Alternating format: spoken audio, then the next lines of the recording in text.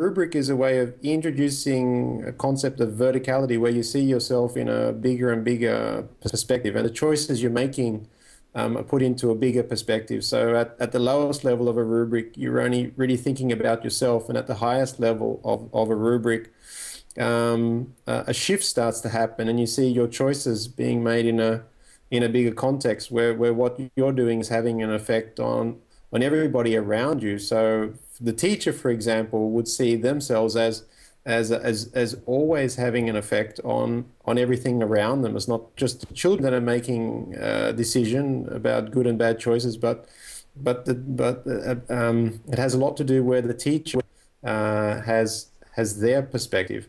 I think with teenagers, a rubric could be used to get them to appreciate larger perspectives, where they're not just talking about themselves, but they start to be interested in what other people have for a perspective, and they'd also be interested in this growth in perspectives, which is quite a new concept, where we see that cultures actually can develop in their way of thinking and their way of seeing the world.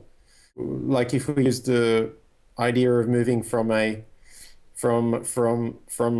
traditional set of values where you use the values that are inherited from your family and your parents, to a more modern set of values where you're expressing the values that are held by the society, to be able to appreciate values from different cultures, and then move on to a higher set of values which would be able to integrate all of those. Using a rubric would be a way of being able to do that. Also, one of the models that Joan and I have been using a lot is something called talking without raising hands, which is a way of having conversations with children where we're talking to each other in a way where we're creating new norms and new values, new ways of interacting at the same time, and it's very creative, and it connects everybody at the same time. If we think normally when we have a conversation in a classroom, it's normally the teacher who is asking the questions and leading the discussion, and the children have to raise their hands. So we introduced this to Joan's class where there was a simple rule where you had to talk together, but without raising your hands first. So we call this talking without raising hands, and it was a very new way of talking. The children found it quite challenging, very difficult, because they're so used to having the teacher point to who should talk next, or maybe even sometimes you share something like a talking stick or a rock that goes around the circle, and you all take turns in talking.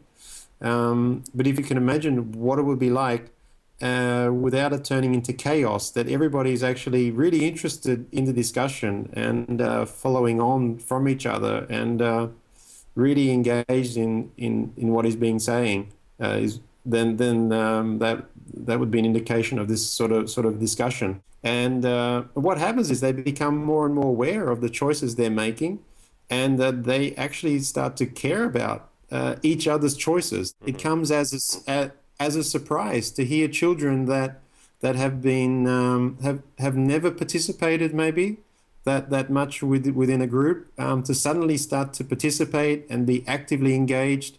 In a way, as Joan uses the word, they go beyond their fear, because there's normally a level of fear that stops us from developing. We don't think it's possible, so we sort of stagnate.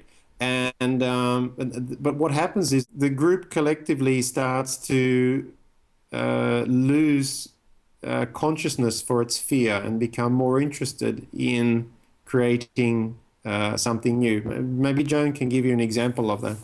I have some great quotes from things that in this Talking Without Raising Hands group the kids would say. Things like, We generate our own energy.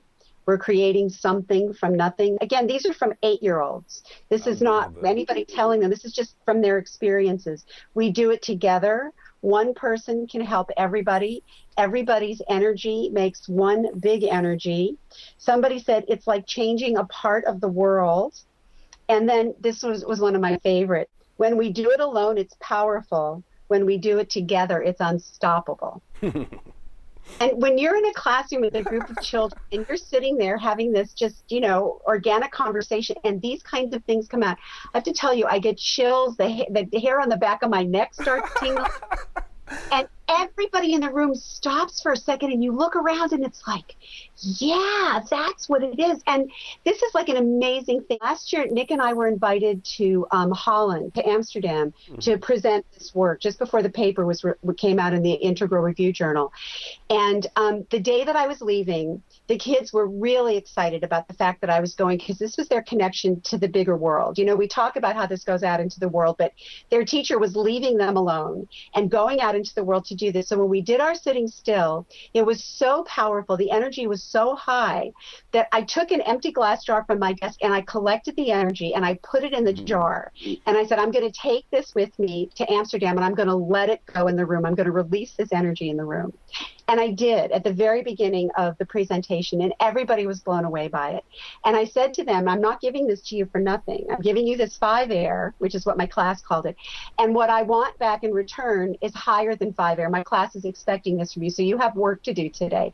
And it set this amazing context. So when I came back, I let the energy go in the classroom.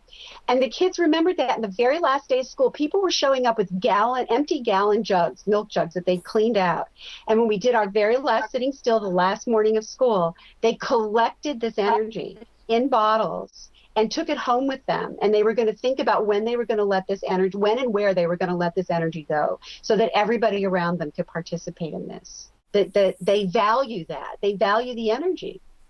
It's so powerful, and it makes being in school every day just exciting because there's this unknown aspect to what's going to happen.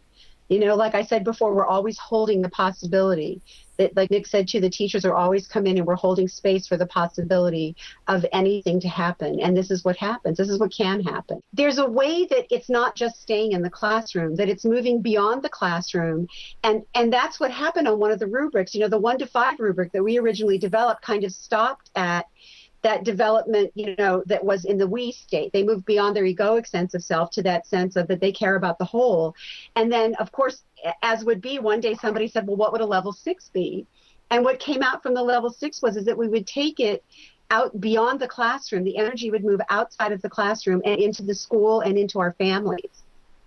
One potential way of introducing this would be if a school system has had an opportunity where schools, separate schools, are able to offer particular themes in the way they educate children. And they had a group of teachers who were able to develop this as part of the theme that they were using.